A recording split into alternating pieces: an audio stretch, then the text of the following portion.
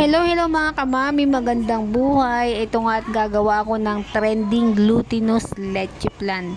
So, ang una kong ginawa dito is nag-caramelize ako ng asukal bago ko siya isinalin sa ating molder.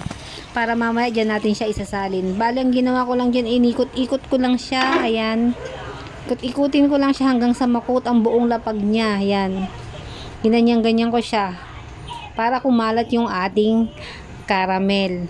So, ayan, ganyan ko lang siya. Tapos, isisit aside lang natin siya. At ito naman ang ating gagawin. 4 na itlog, hinalo-halo ko siya. Ayan. Kailangan ko siyang halu-haluin mabuti.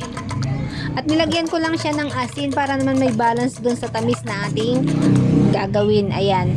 Nilagyan ko din siya ng condensed 380 grams ang ating condensed. Hinalo-halo natin siya. Konting tiyaga lang sa paghahalo kasi kailangan nating mamix ng mabuti. Pagkatapos ay nilagyan ko siya ng kakanggata. Ito yung unang tiga ng ating nyog. Sinalo-halo ko lang din siyang mabuti hanggang sa all combine ng ating ingredients bago ko siya nilagyan ng glutinous flour.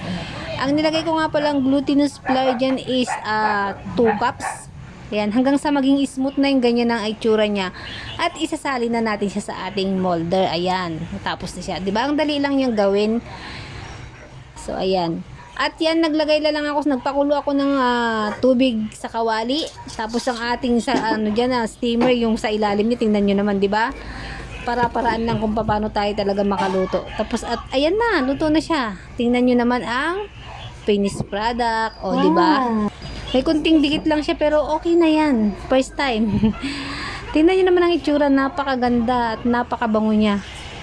Oops. Tingnan nyo. Napaka-smooth niya talaga, oh. At syempre titikman natin yan, oh. Ayan, oh. Melt in your mouth, oh. Diba? Ang sarap talaga. So, ano pang hinihintay nyo mga kamami? Try nyo na rin to sa inyong bahay at tiyak na magugustuhan ng inyong pamilya. Meron ka ng merenda, may dessert ka pa. So, yun lang po. Maraming salamat.